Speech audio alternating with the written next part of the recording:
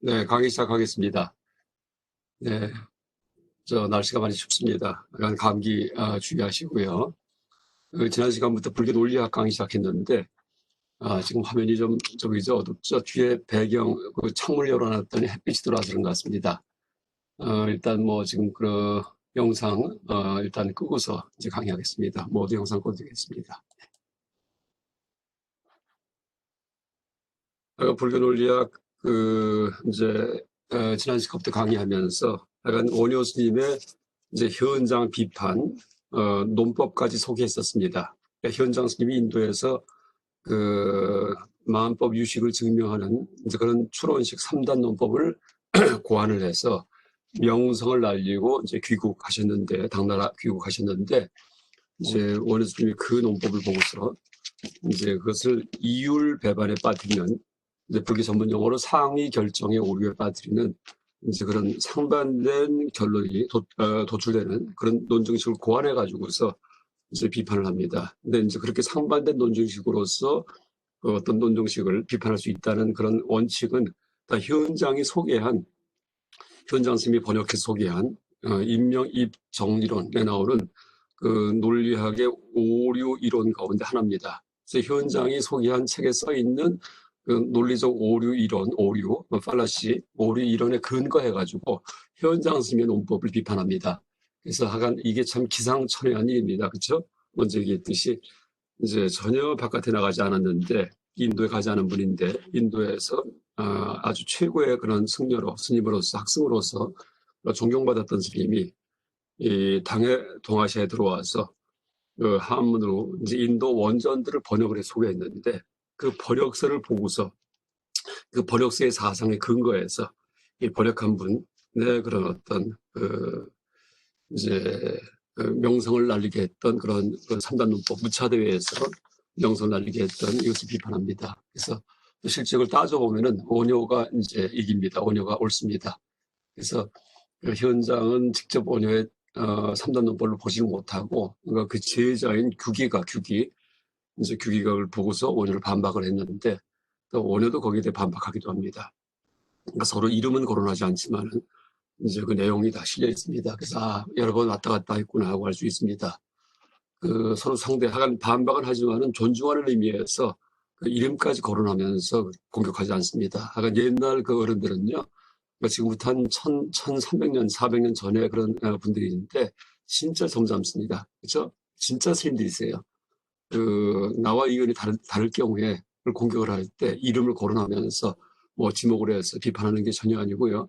전혀 이름은 얘기하지 않고 그 내용만 가지고서 넌지시 보내가지고서 그러니까 짐작하시게 하고 그걸 받은 분도 절대 상대 이름을 거론하지 않고 아주 점잖게 넌지시 그냥 그 내용만 가지고서 비판합니다. 그래서 이게 하여간 여러분 요새 가장 부족한 게 그 사람 심지 깊은 것이 가장 부족합니다. 지금 이 시대에. 그래서 이 원효와 규계 논쟁에 대해 이해는 그것은 이 불교 논리학, 그러니까 불교 인식 논리학을 다 공부하고 나서 제일 마지막에 이해할 수 있는 그런 부분입니다. 여러분 불교 논리학, 불교 인식 논리학, 이제 불교 논리학 얘기하는데 이 불교 논리학은 인식론도 들어가 있어요. 인식론. 인식론은 요 밑에 써 있는 그러니까 혈량에 대한 이론이 인식론입니다. 논리학은 이 중에서 비량에 대한 것이 논리학이에요. 그래서 혈량과 비량에 대한 두 가지가 다 다루어지기 때문에 그러니까 보통 불교 지식론 해도 되고요. 지식론. 그러면 또 됩니다. 알에 대한 얘기이기 때문에. 근데 논리자가 들어가려면은 앞에다가 인식자도 붙여야 됩니다. 그래서 이제 인명학이라고 할 때 인명학에 대한 현대 번역어로 가장 알맞게 번역하는 이제 번역어는 불교 인식논리학이다. 이렇게 얘기할 수 있겠습니다. 여러분 이제 불교 인식논리학을 전공한다고 해도 현대학자가 전공한다고 해도요. 전체를 개관하는 분이 없습니다. 전체를 아무리 세계적인 학자들이요. 그중에 일부만 앞에 거 조금만 가지고서 이렇게 얘기를 합니다. 평생 그거로 논문 쓰고 끝납니다. 논리학 전반에 대해서 다 이제 암기를 하고 오류론도 다 알고 인식론도 다 알고 그 다음에 오류의 논법을 몸에 익힌 다음에 마음에 익힌 다음에 그거 가지고 상대 추론식에서 문제점을 지적을 하고 비판을 하고 하는 그렇게 완벽하게 이제 이 불교 인식 논리학 인명학을 이해를 하고 그렇죠 익혀가지고서 그걸 쓰는 이제 그런 학자가 단 한 사람도 없습니다. 전 세계에. 그러니까 여러분 보세요. 그래서 이제 왜냐하면 이게 버머가 필요하죠. 티베트가 필요하죠. 내용 어렵죠. 이러다 보니까 자기 분야, 그러니까 현랑론 뭐 하나 이런 것만 가지고서 끌짝끌짝 하다가는 몇십 년 동안 논문 여러 편 쓰고서 그냥 죽습니다. 그게 현대 불교학의 실상입니다. 근데 이제 오려 스님 같은 경우에는 어떻게 돼요? 이 초기 인식론부터 논리학까지 오류 이론까지 다 익혀가지고서 그 논법을 구사해가지고 거꾸로 이제 그걸 씁니다. 실제 써가지고서 현장을 비판까지 합니다. 그래서 현대학자가 오려 스님 정도의 그 어떤 지적 능력은요, 발끝도 못 들어갑니다. 발끝도. 그래서 지금 불교학도 그래요. 여러분 불교학 공부할 때 어느 하나만 가지고서 이거 불교학 아닙니다.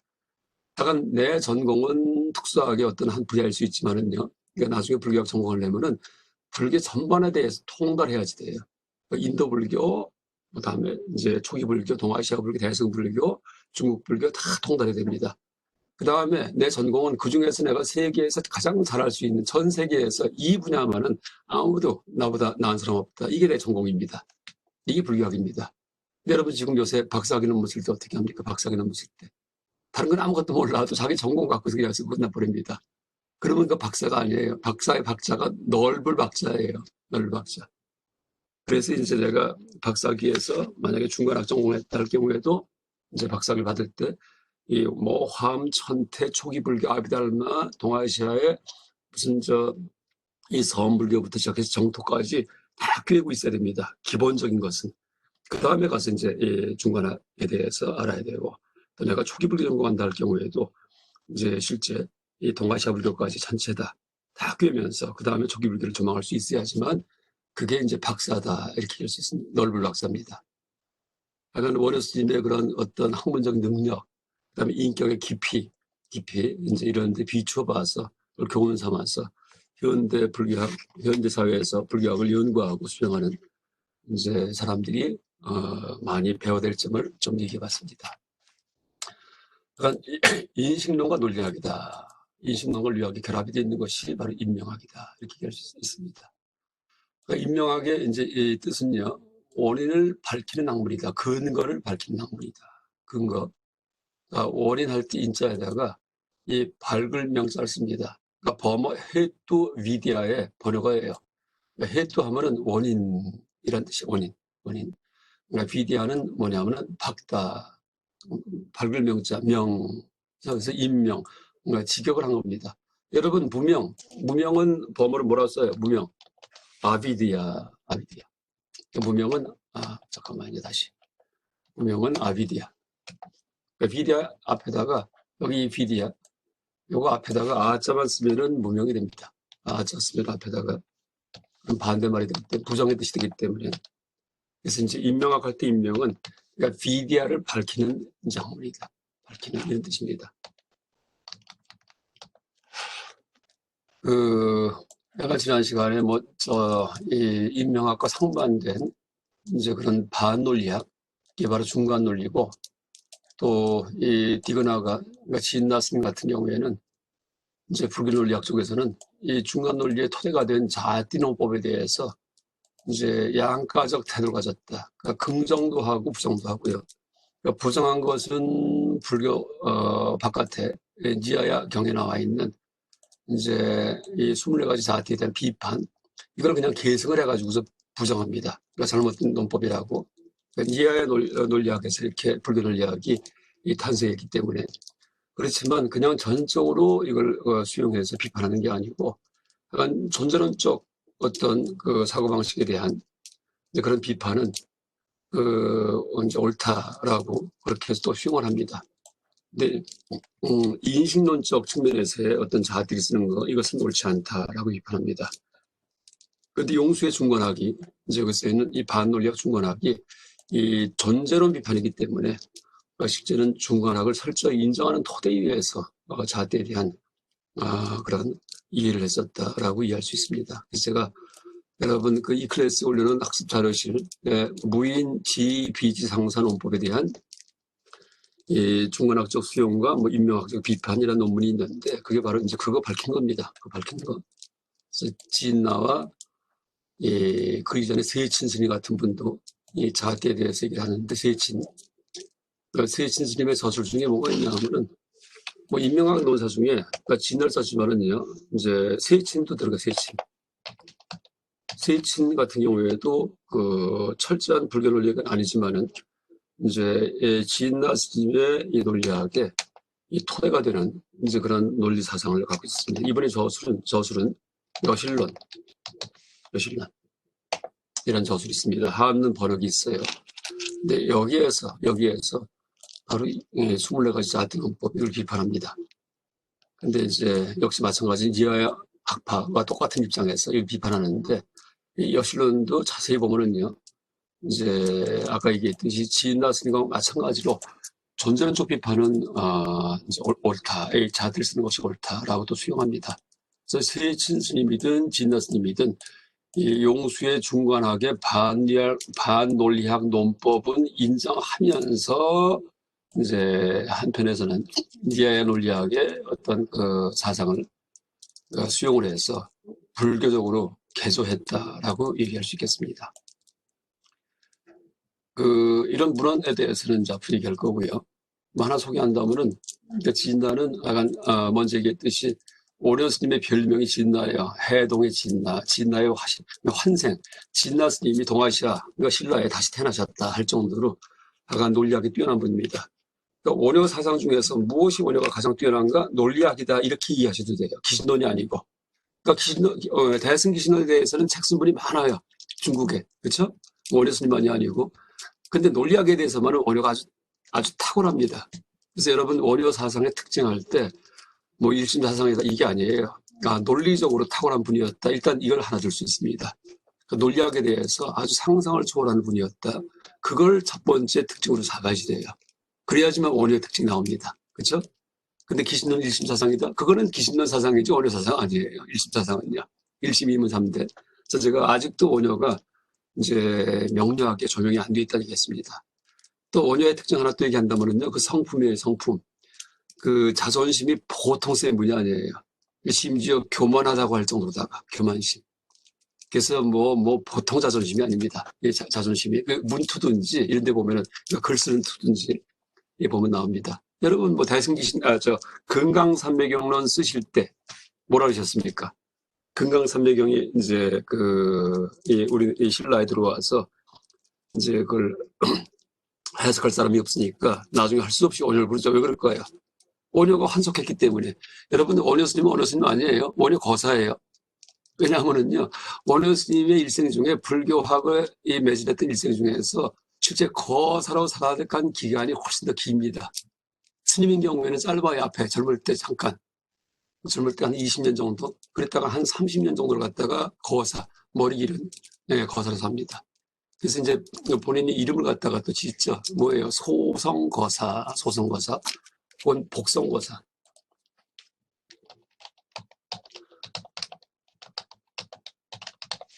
원효 스님 당신께서 스스로 본인의 이제 이 법명을 지었어요. 환속하면서. 언제 환속해요? 요속공주로 갔다 나온 다음에, 요속공주와의 일화 다음부터, 그 다음에 어떻게 해요? 그 다음에 딱 승복 벗고서 어디로 가요? 거지굴로 갑니다. 거지굴. 왜 그럴까요? 그래서 제가 어떻게 표현했냐 하면은, 이 고육책, 화광동진의 고육책, 이것부터 쓰고서 한번 얘기하겠습니다. 그러니까 우리나라 이제 스님 중에서 논리학에 가장 뛰어났던 분이 누군가? 바로 원효다. 우리나라 한국 역사상. 이제 그 얘기를 하기 위해서.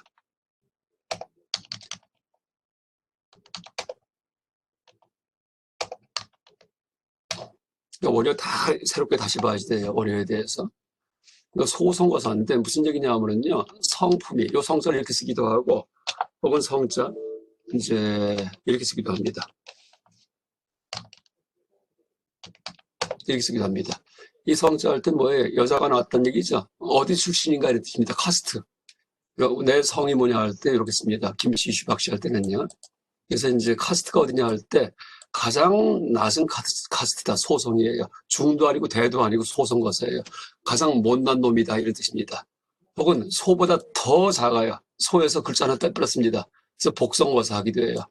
이제 복성거사라는 말이 나와요. 그런 문헌이. 근데 이게 오자인지 아니면 일부러 원효 스님이 저만에 또 덧대버리고서 소보다도 더 작은 놈이다. 나는 못난 놈이다. 그렇게 하신지 모르겠습니다. 어쨌든 원효 스님이 요소공 나온 다음부터의 본인을 갖다 이렇게 불렀습니다. 근데 왜 그럴까요? 이게 대보사행이에요. 왜냐하면은 원효 스님 당시에 여러분 보세요. 다들 그 왕족 왕자가 출가합니다. 귀족 엘리트예요. 최고의.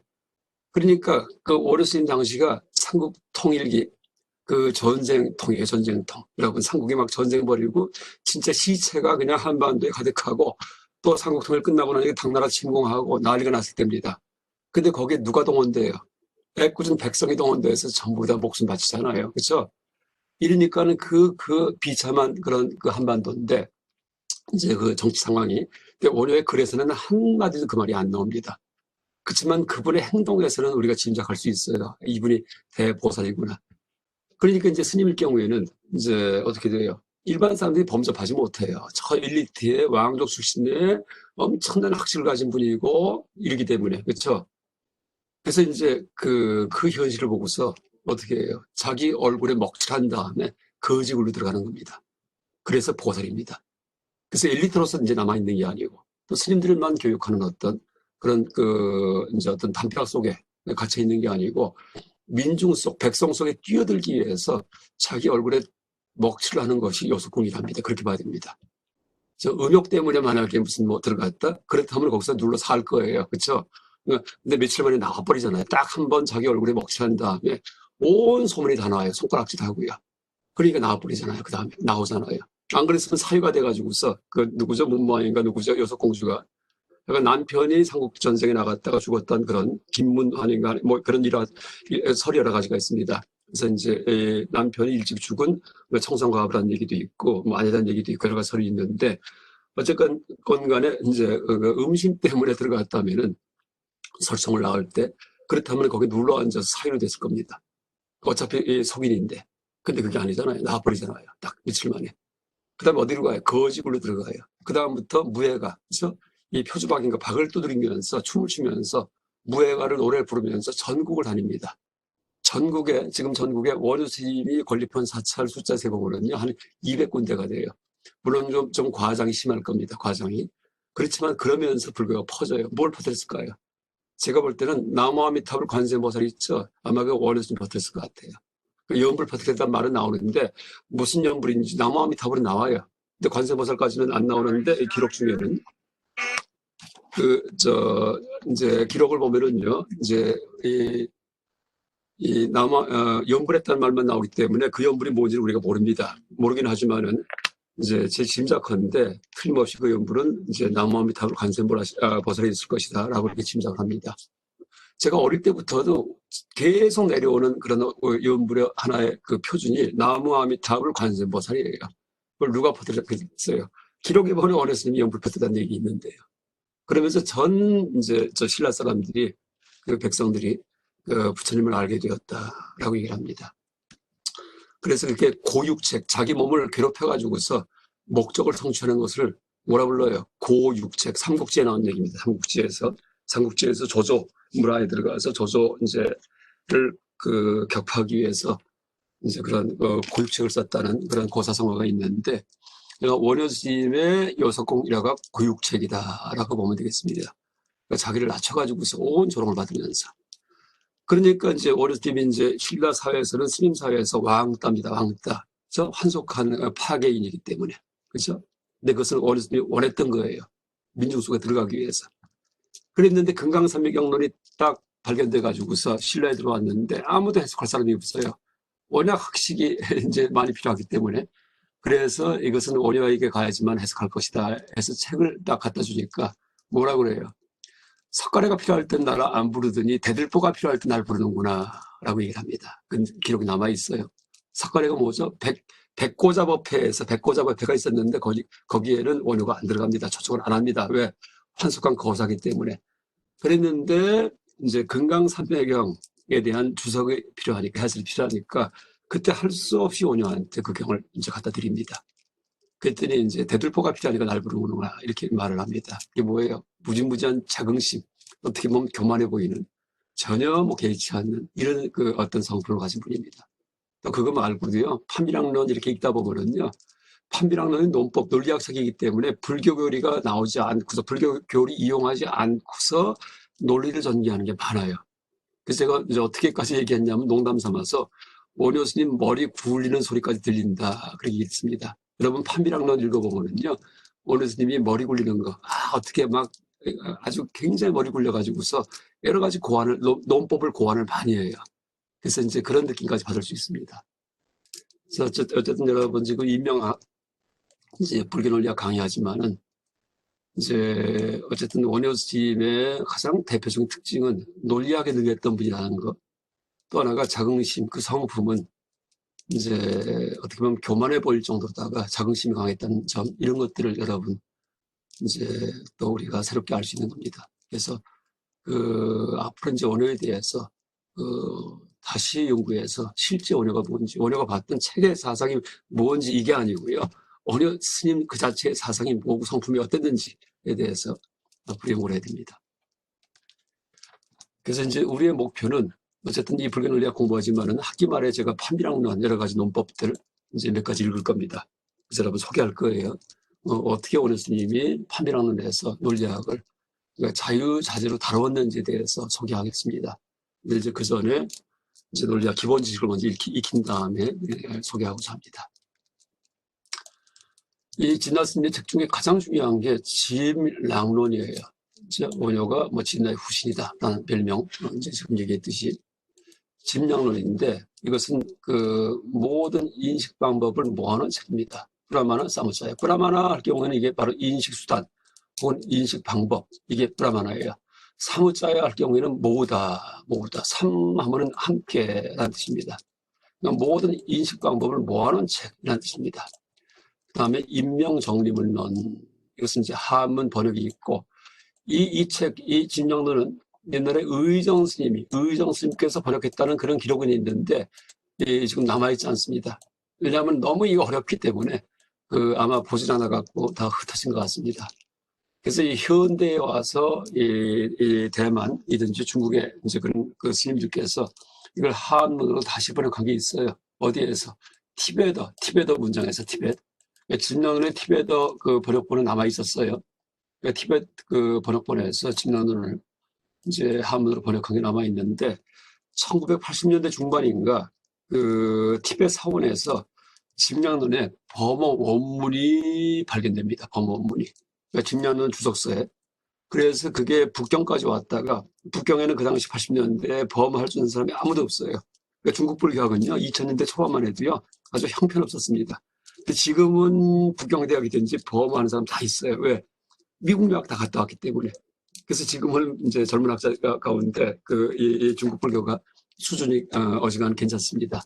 근데 80년대에는 뭐 까막눈이니까 이 책을 어디로 보냈냐 하면은요, 진량론 범어 원본을 오스트리아, 호주에 호주가 아니고 오스트리아, 유럽의 오스트리아의 비엔나 대학에 보냈습니다.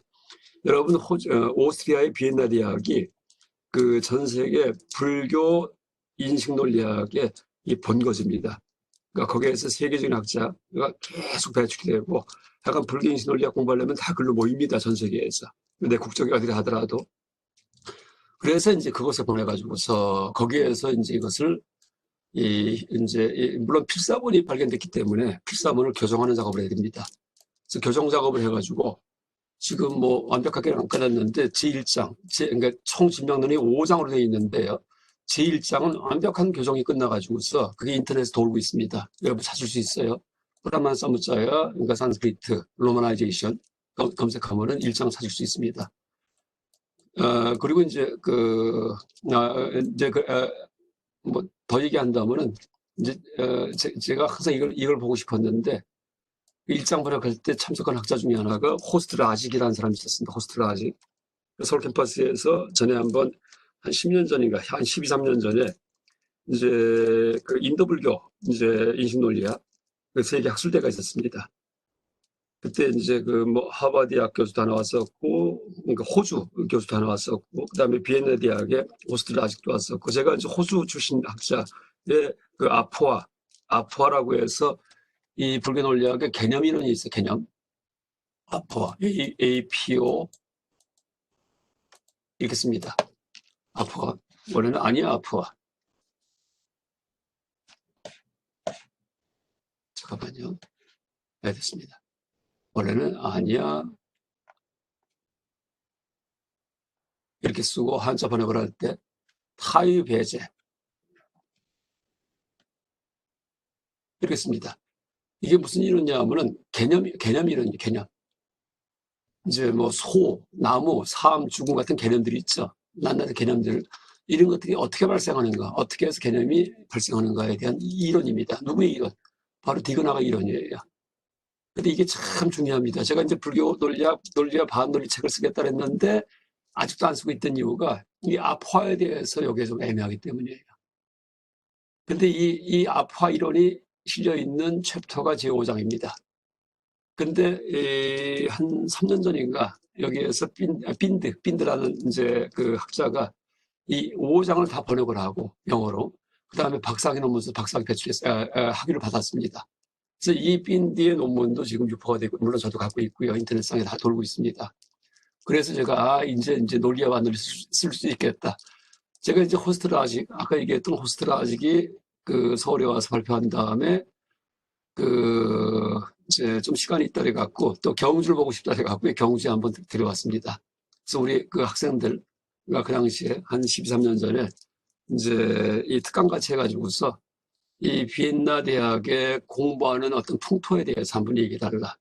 그 다음에 이 사람의 스승이 슈타인 켈러라는 사람인데 슈타인 켈러의 이제 연구하는 그런 연구 생활에 대해서 한번 어떻게 하는지 알려달라고 해서 이제 특강을 한 적이 있습니다. 그래서 한 2시간 특강하고 그 다음에 이제 제가 또 차로다 모시고서 젊은 학자인데 간포까지 갔다가 왔는데 하가 너무 좋아하더라고요. 그 오스트리아 그 내륙 쪽이기 때문에 아마 바다를 잘 못 봤나 봅니다. 어쨌든 근데 호스트라직한테 이제 제가 물어봤죠. 뭐냐면 10년 전 당신들 그 작업하니까 혹시 5장 구할 수 있냐? 그때는 아직 그 번역 안 나왔을 때예요. 그때는 싹 잡았대. 안 된답니다. 자기 뭐 없대요. 권한도 없고. 그걸 아주 칼같이 잡아뜯더라고요. 인문학자한테는요, 이런 원전이 보물이에요. 절대 남한테 안 줍니다. 내주지 않고.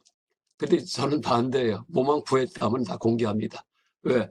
불교의 원칙은요, 전격 정보 공개입니다. 그러니까 커피 레프트 보통 그렇게 얘기하죠. 그러니까 부처님이 열반하실 때 나에게는 꽉 쥔 주먹이 없다. 무엇이든지 물어봐라. 이렇게 말씀하십니다. 꽉 쥔 주먹이 뭐예요? 숨기는 게 없답니다. 그렇죠? 그래서 원래 불교적으로는요. 내가 갖고 있는 자는 나만 알고 슬슬 몰래 하나씩 빼갖고서 공개해서 내 명성에 날리고 가장 비불교적인 행동이에요. 어떤 자료가 생기면은요. 일단 다 공개한 다음에 다덤벼해야 됩니다. 다덤벼. 그러니까 나도 덤비고 너도 덤비고 누가 더 세게 가장 올바르게 해석하는지 보자. 이렇게 해야지만 그게 불교적입니다. 내가 잘 구했다고 해서 나만 보고서는 남은 안 보여주고 하나씩 공개하고 이러면은 그것은 아주 불교의 아주 비불교적인. 근데 일반 인문학자들은 그렇게 활동합니다. 그러니까 지금은 아니지만은 지금은 전 세계 자료 다 구할 수 있지만은 우리나라 인문학 초창기에는요 인문학자들이 유학을 많이 갔어요. 철학자, 사회학자 이런 사람들이 왜 그럴까요? 가서 책 구하기 위해서 서양 사람들이 쓴 책을 구해가지고요 한 20권 갖고 들어옵니다. 자기 집에 숨겨놓고서 하나씩 베껴가지고서 논문 써가지고 발표합니다. 그러면 이제 명성을 날립니다. 그러니까 자기 창의적인 논문도 아니고 그게 아주 우리나라 인문학 수준이 너무나 낮았습니다. 옛날에는. 그러니까 이제 그 책 구입하려고 외국 유학 갔다가 오는 건데 그 지금 그럴 필요 없죠. 왜? 여기 앉아서 아마존 들어가서 온 세계 책을 다 볼 수 있기 때문에. 그러니까 지금은 유학이 무의미합니다. 그러니까 유학 가면은요 지금은요 오히려 그 강의할 때 그냥 잘 영어 안 들리죠. 그 다음에 밥 해먹을 때 몸에 안 맞죠. 그 다음에 사람들 대인관계 불편하죠. 에너지 낭비가 많습니다. 그래서 오히려 인문학 같은 경우에는, 그러니까 자연과학 같은 경우에는 실험 설비가 필요하기 때문에 유학까지 돼요. 인문학 같은 경우에는요, 사회학을 하든 무슨 공부를 하든 간에 절대 인문학이 필요 없어요. 유학이 필요 없습니다. 오히려 유학 가는 게 방해가 돼요. 왜? 아까 얘기했듯이 생활할 때 소모가 많기 때문에. 그건 불교학도 마찬가지예요. 여러분 몇 년 전에 미국 유학 갔다 오신 어떤 분 박사까지 받았어요. 세계 아주 거의 제일 유명한 대학입니다. 그래서 막 방방 뛰면서 들어오셨는데 학술대에 나와서 불교학자입니다. 그 티베트 불교의 원문 이제 막 소개하면서 티베트 뭐 다 합니다. 발표를 했는데 딱 내용 보니까는 번역을 잘못했어요. 그때 이제 누가 일어나서 번역한 거 조목조목 공랩합니다.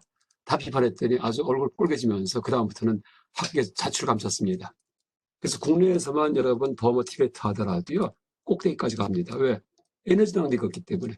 내가 항상 쓰던 방에서 골방에 틀어박혀 갖고 그래서 원전 녹화하고 보고 싶은 책 있으면 인터넷 들어가서 아마존 들어가서 구입하고 그래서 그때 요새 이북 갖고 구입하기 때문에 구입하면은 10분, 5분 만에 책 금방 볼 수 있습니다. 이북이 많기 때문에. 그래서 이제 지금 유학이 무의미합니다. 지금 이제 인문학 같은 경우에는 그렇게 볼 수 있습니다. 이제 어쨌든 이제 짐양론 원본이 있는데 지금도 전혀 공개 안 하고서 오스트리아 비엔나 대학에서 이제 하나하나 작업하고 있고 그때 물어보니까 이제 이렇게 이제 작업한답니다. 그러니까 대학원 수업에서 이제 짐양론 그러니까 같은 문장을 학자 한 3명이서 버머 이제 정통한 학자 3명이서 각자 번역을 해 갖고 온대요. 각자 번역도 하고 그다음에 그 필사본은 완전히 그냥 뭐 저 옛날 폐업경 같이 이제 그런 종이에 이렇게 써 있는 건데 그걸 번역을 해 갖고 와서 그걸 셋이 같이 동시에 발표한대요. 그럼 이 좌중에 이 대학원생이 석사, 박사부터 뭐 아니면은 이 독일에서 온 학자들, 프랑스에서 온 학자들 다 모여 있답니다. 바로 인접 지방이기 때문에. 그래서 그 대학원 수업하는 날만 되면은 바글바글 하답니다. 그 대학원 수업 듣는 학생만이 아니고 이 관심 있는, 그러니까 실제 내 학문에 관심이 있으면은요, 솔직히 저도 그래요. 진명론에 대해서 언적을 공개한다면은요, 비행기표 사가지고서 유럽까지 갈 마음도 있습니다. 그게 학문입니다. 그래서 이제 실제 이제 이 사람들, 이 대학원에서 이제 이 발표할 때 한 3명이서 같은 문장 가지고서 이 교정을 보고 번역을 해가지고서 발표하면은요, 그 다음에 누구께 옳고 누가 틀렸는지 아주 난상 토론이 벌어진답니다. 난상 토론이. 그러면서 문장을 확정하고, 문장, 교정 보는 겁니다. 그러니까 필사본을 갖다가 교정 봐서 로마자로 제대로 만드는 거예요. 그러면서 이제 수업을 한답니다. 근데 그게 수업이기도 하지만 공개 수업이기 때문에 이 대학원생만이 아니고 다 참가한답니다. 얼마나 바람직한 풍광입니까? 그러면서 이제 나온 게 제1장, 짐양론 제1장은 이거는 완벽한 교정본이 나와 있습니다. 완벽한 교정본이. 언젠가는 아마 이게 전체 5장까지가 다 나올 텐데, 5장 같은 경우는 이제 제가 제일 피했던 게 5장인데, 이게 한 2, 3년 전에 빈드라는 사람이 박사학위 논문 쓰면서 이제 논문을 다 공개했기 때문에, 이제 여기, 제가 이제 논리와 반논리라는 책을 쓰려고 하는데, 빈드 책을 보니까 약간 번역도 조금 좀 문제가 있습니다. 그러니까 완벽하게 아파를 이해한 게 아니에요, 빈드가. 그래서 이건 또 제가 나름으로다가 나중에 책 쓸 때는 다시 재해석해가지고서 아파에 대해서 이 논리와 반논리라는 책의 이제 한 파트로 그러니까 논리 파트가 되겠죠. 그러니까 논리의 토대, 개념이 가장 기초기 때문에 거기에 대해서 얘기할 때 이제 제가 한번 그걸 소개해 볼까 합니다. 그래서 어쨌든 여러분 짐양론이 가장 중요하다. 그러니까 논리학을 불교적으로 집대성한 최초의 책이다 라고 얘기할 수 있습니다. 물론 여실론에서도 그 싹이 보이긴 보입니다. 여러분 제가 이제 불교 여러분 이 클래스에 그 학습 자료실에 올린 논문 가운데 불교 논리학의 흐름과 판비량론의 논쟁학이라는 논문이 있어요.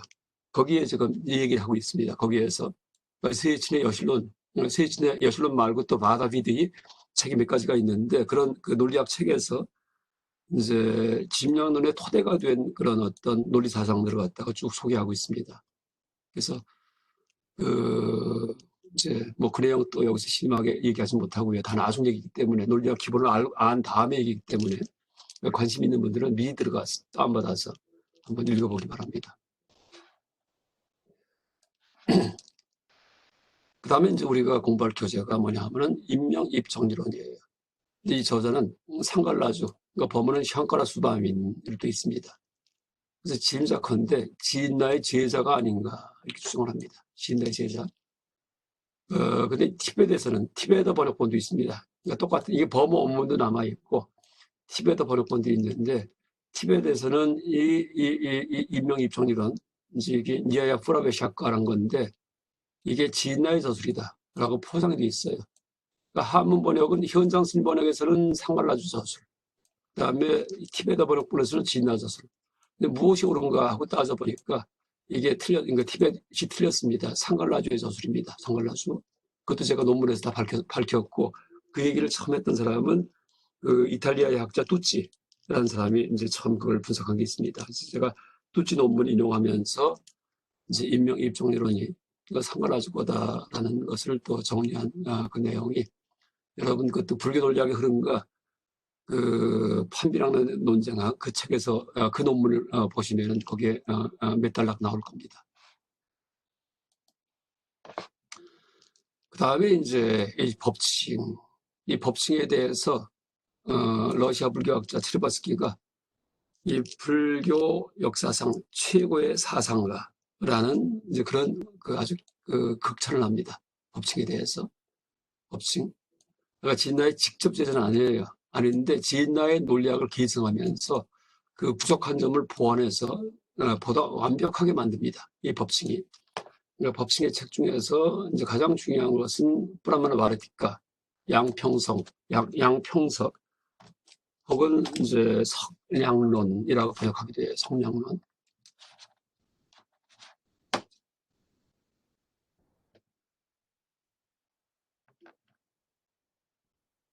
뭐 그다음에 량, 론 이렇게 번역합니다. 같은 얘기입니다. 성량론 해도 되고 양평석 해도 되고. 브라마나가 뭐예요? 아까 얘기했듯이 양이에요. 양 인식수단. 바르티카 해서 그렇죠? 이게 그러니까 바르티카 하면 굴이다 뜻인데 주석이라는 뜻일 수도 있습니다.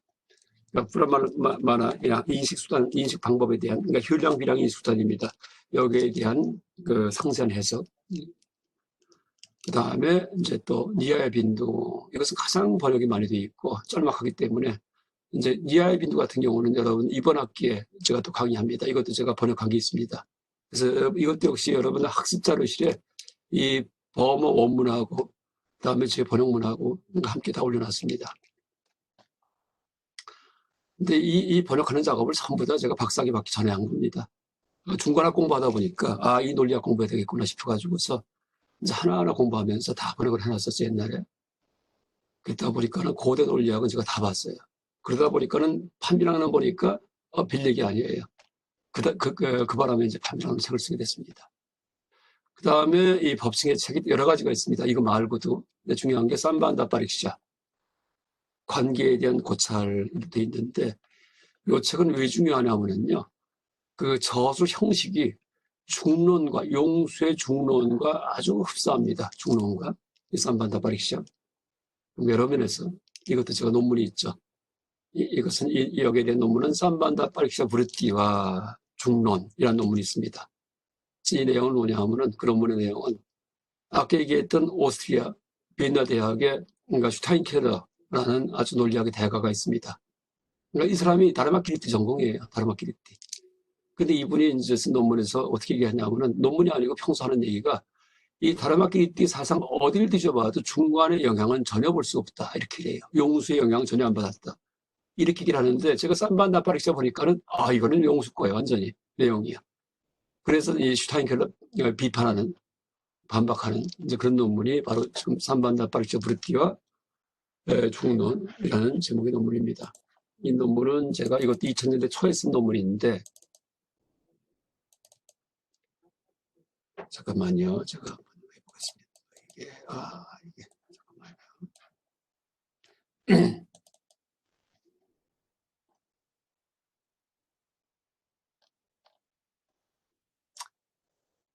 이거 나중에 다시 얘기하도록 하겠습니다. 네, 됐습니다. 그래서 어쨌든 간에 이제 제 나름으로 쓰고서 발표하고 이제 놔두는데, 여러분 그런 말이 있어요. 논문은 딱, 몇 명이 보냐면요, 4명이 본다. 이렇게 합니다. 내가 누구든지 논문 쓰면은 저자가 보고, 내가 썼기 때문에. 또 내가 심사를 3명이 해요, 3명이. 보통 학술제 논문 이제 이 투고하면은요, 그냥 실어주는 게 아니고 심사자가 3명이 붙습니다. 익명으로. 그 3명. 그래서 딱 4명이 보고 아무도 안 본다. 이게 보통 학술 논문에 대한 그런 그 자조적인 그런 농담입니다. 근데 이 살만데 파르시아는 나중에 어떤 우리나라에서 불교 논리학 전공하는 학자예요. 아주 이름 있는 책도 많이 낸 학자입니다. 젊은 분이에요. 동국대는 아니고. 근데 이분이 나중에 사적으로 만났다더라고요. 이 논문 보고서 자기가 자꾸 받아가지고서 아주 이 논문의 영향을 너무나 크게 받았다고 이렇게 얘기를 하면서 이제 자기 공부에 그런 원동력이 되었다 이렇게 합니다.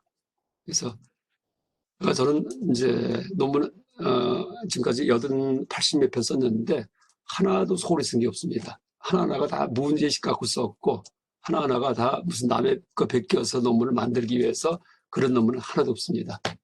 그 핵심 잡아갖고 또 어떤 논문이든 다 결론이 있고요. 그렇게 논문을 썼었습니다.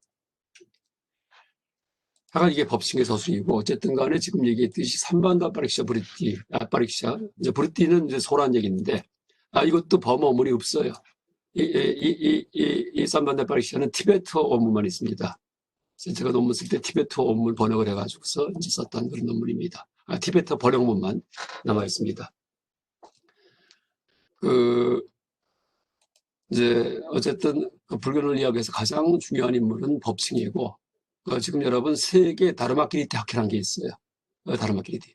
전 세계 법칭 학회가 있을 정도예요. 아직도 법칭의 사상, 논리 사상은 연구가 안 끝났습니다. 양평성 이것도 완벽한 번역이 아직 안 됐습니다.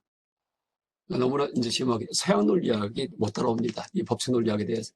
그래서 제르바스키가 하여간 불교 최고의 불교 역사상 최고의 사상가라고 그렇게 극찬했던 이유가 있습니다. 법칙에 대해서.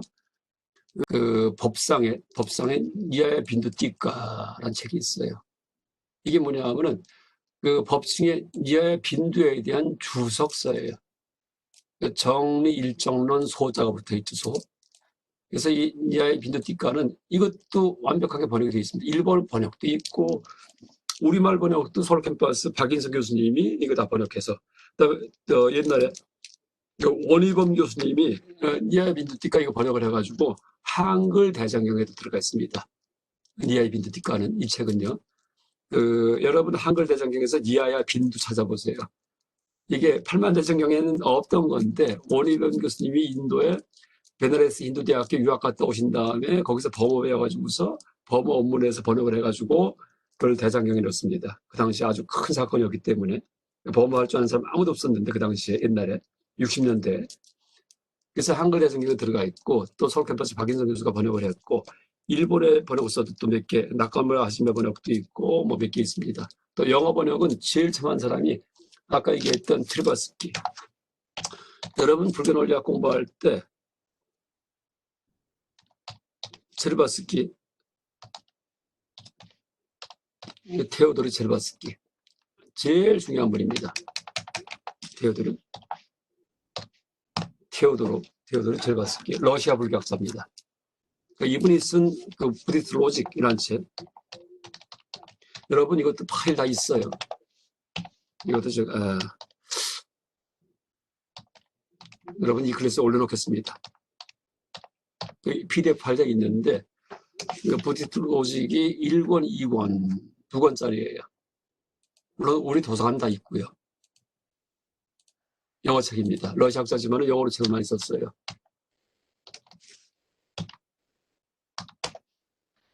근데 이 체르바스키도 이 성품이 보통이 아니에요.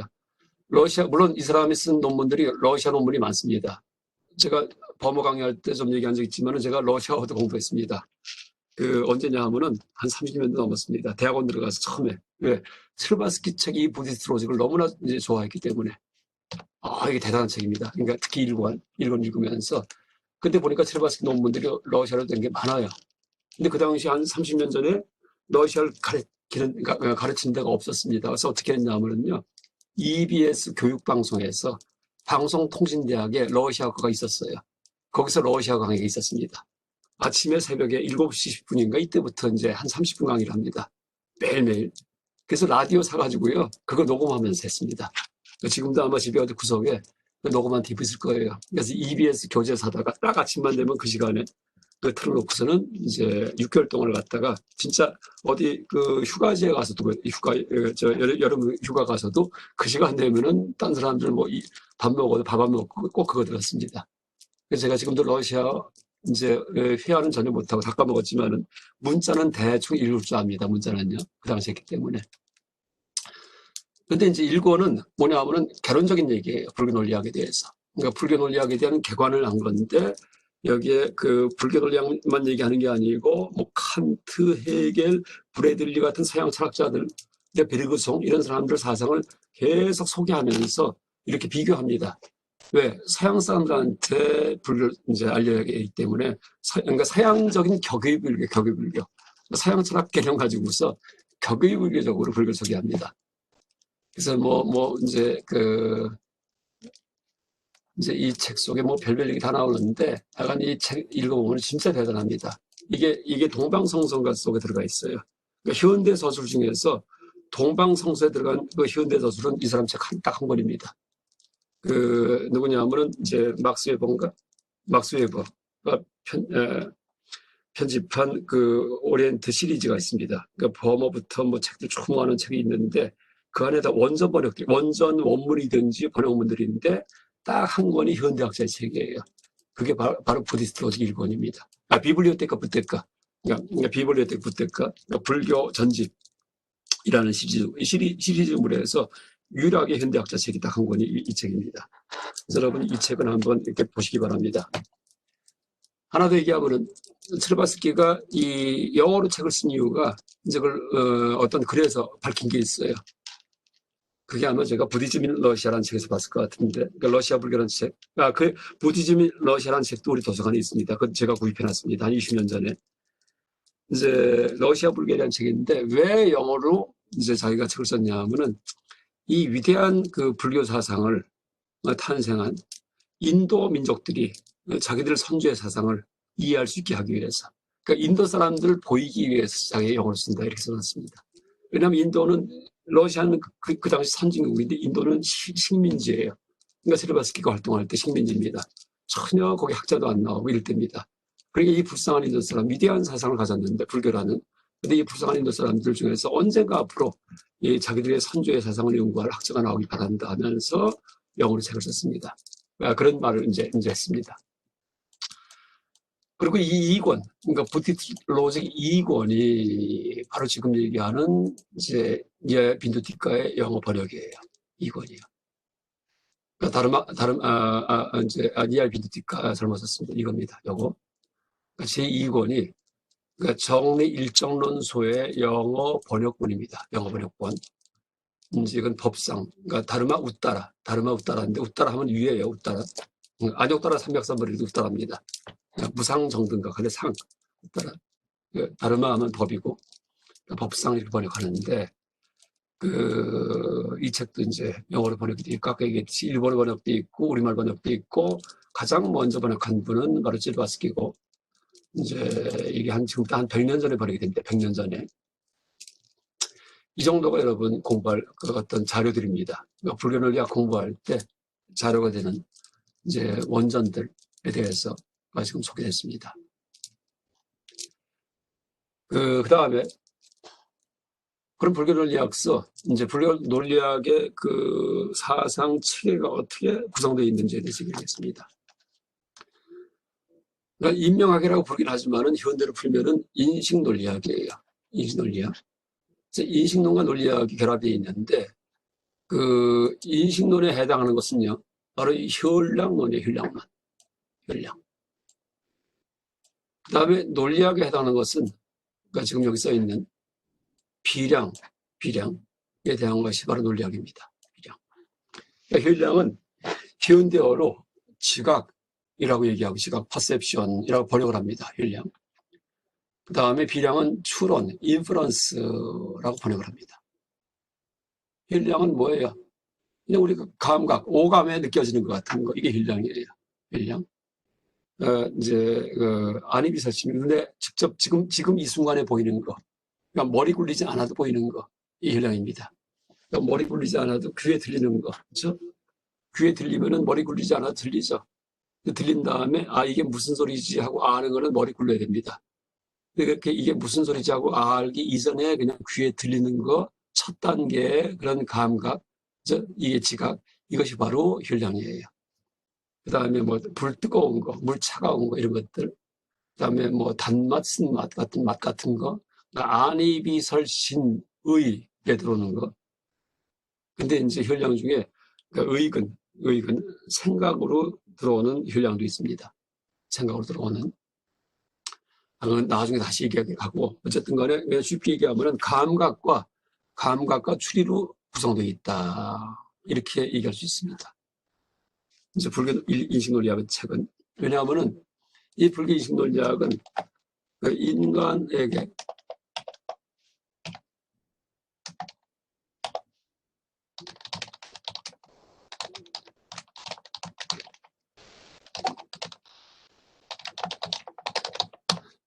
사람한테 알미 생기는 방법에 대해서 연구합니다.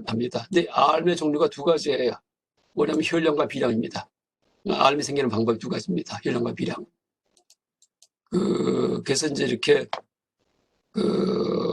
이제 큰 주제가 현량론, 비량론. 이제 이 두 가지에 대해서 다루고 있습니다. 크게 얘기하면은.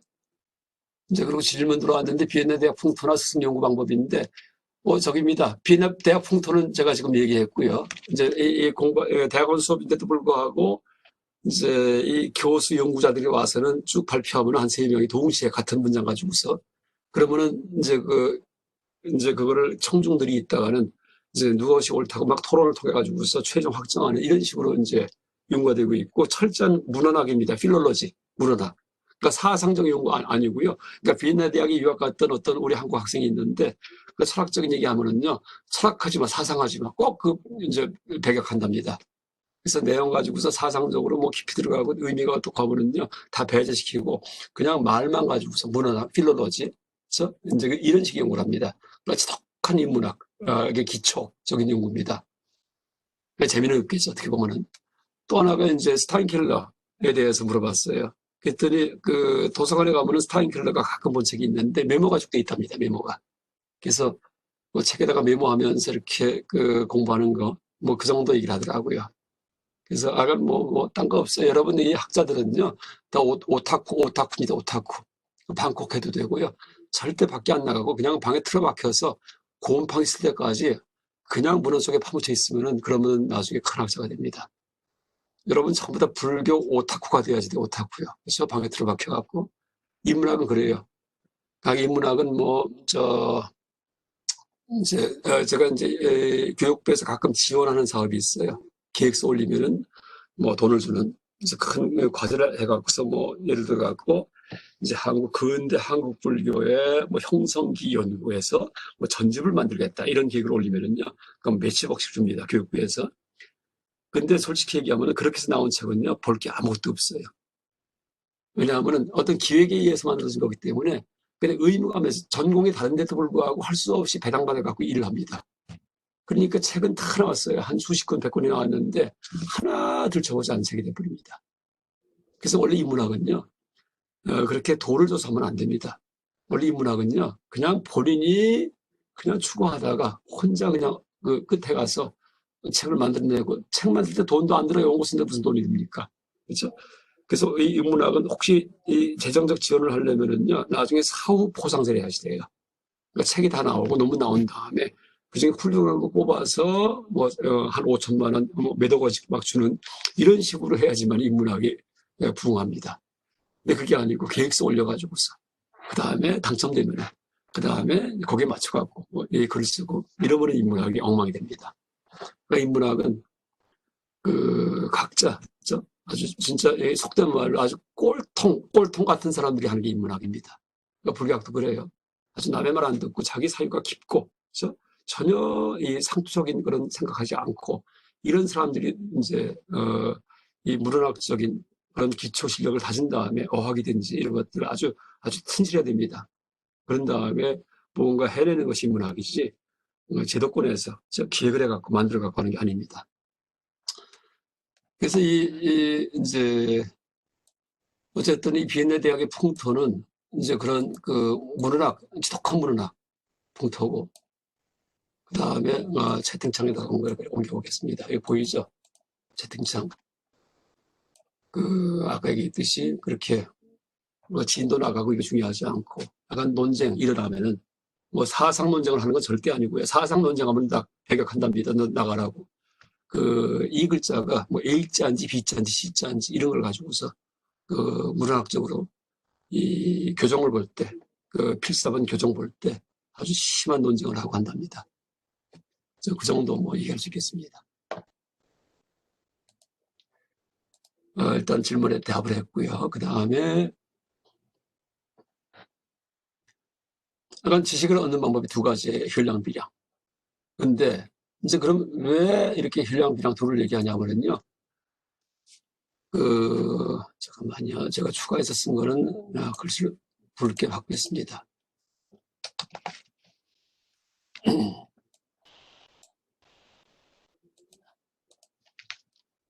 이것은 그 지인제, 속제의 그런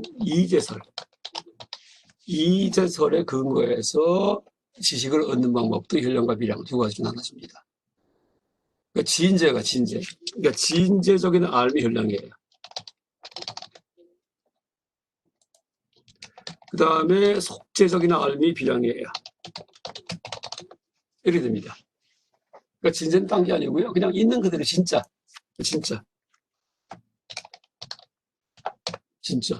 진제가 뭐 공하다, 물론 그게 진제예요. 그것만이 아니고 그게 진짜 뜨거운 거, 차가운 거, 지금 느껴지는 거, 들리는 거, 이게 다 진짜입니다. 그렇죠? 그 다음에 속제적인 알은 다른 말을 푼다면은 이제 언어,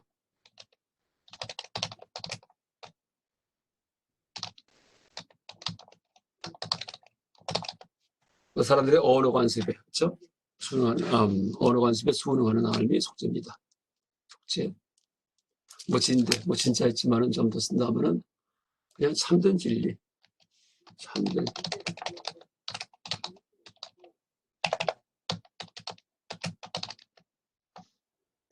이렇게 되겠습니다.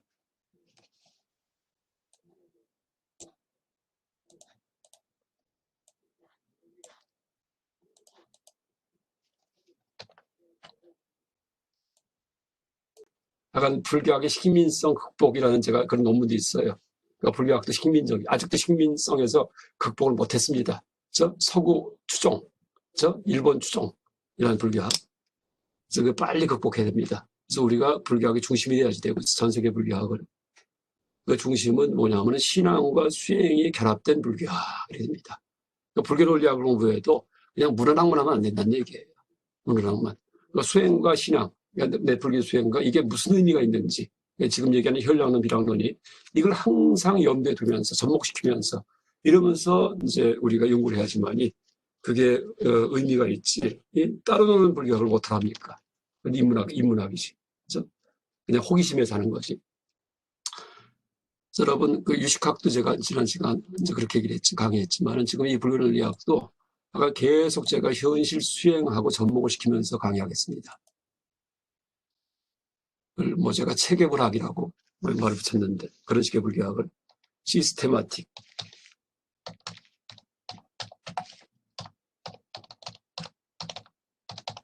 제가 만든 말입니다. 체계불학. 인문학적 불교학이 아니고 체계불학. 이제 다 일관되게 연관되어 있어야지 돼요. 불교 논리학 연구 따로 놀고 무슨 뭐 문헌학 역사학 연구 따로 놀고 이게 아니고 하나 전체가 다 그 지향점, 목표점은 불교 수행과 뭐예요? 신앙입니다. 딱 두 가지입니다. 신앙과 수행. 이게 뒷밥 불교학.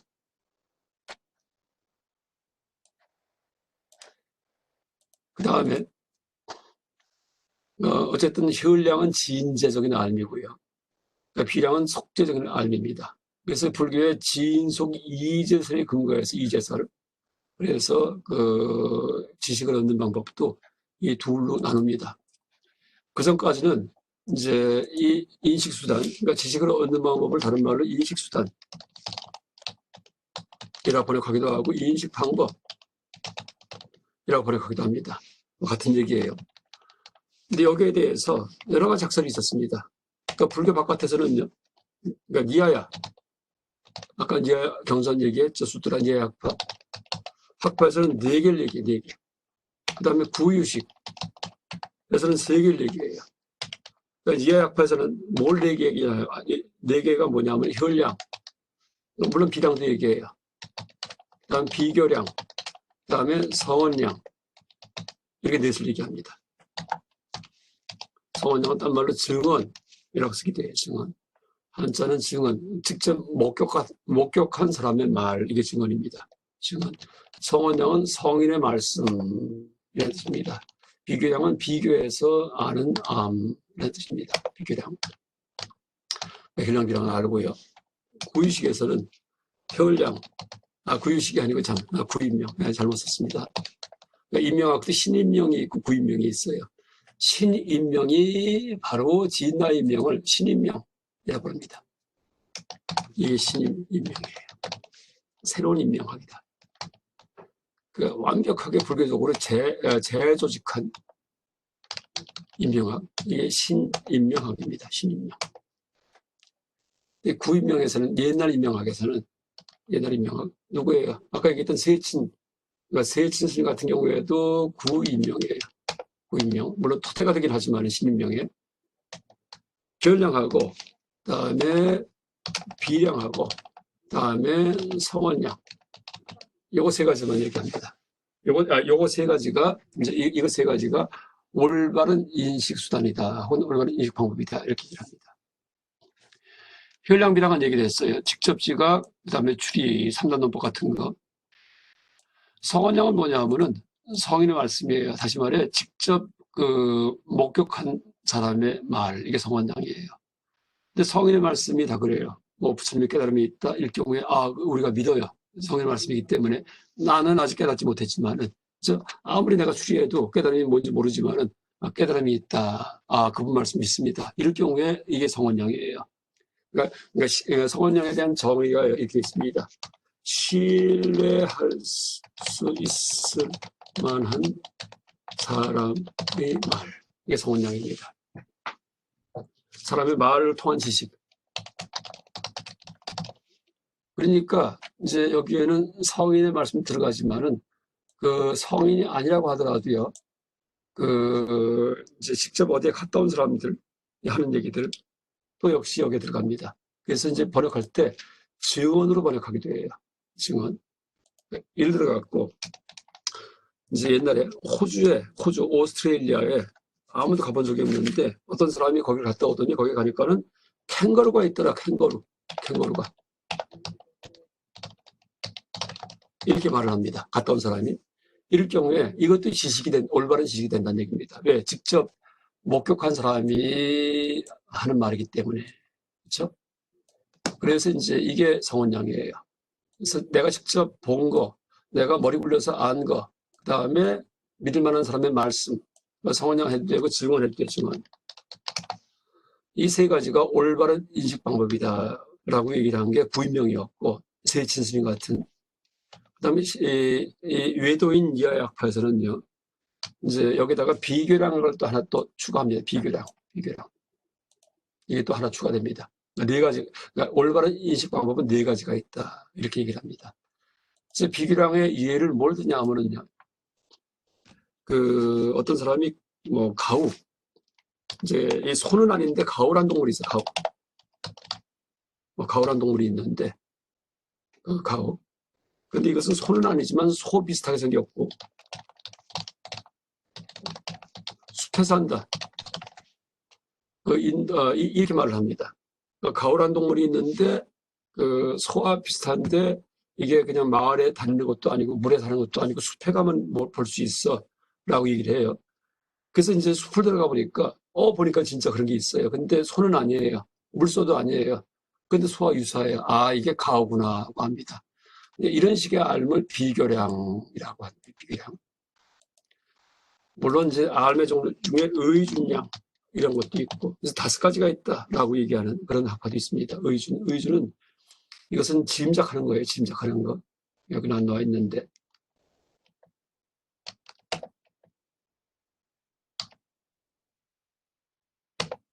의준량.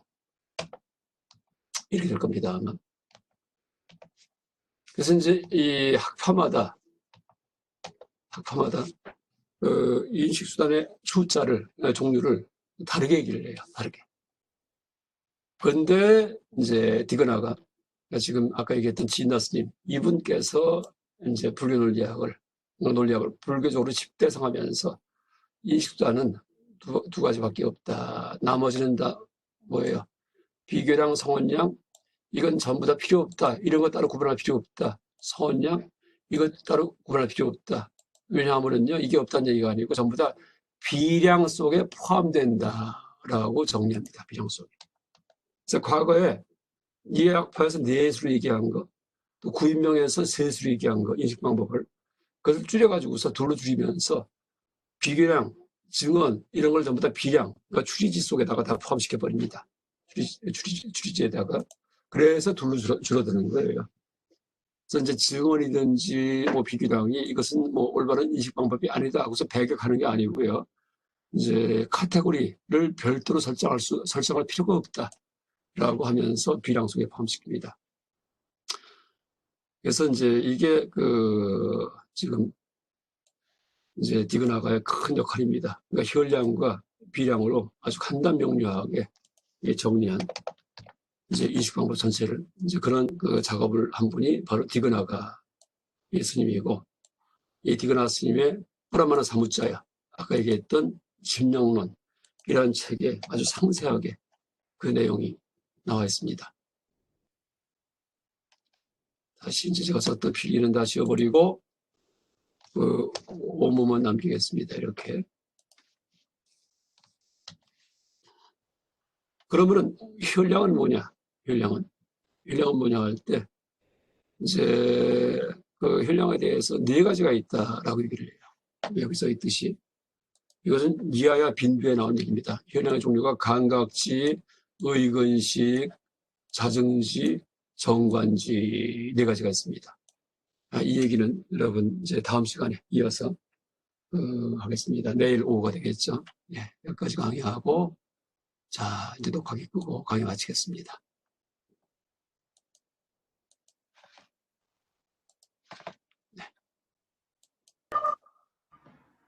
다음에 공유 중지하고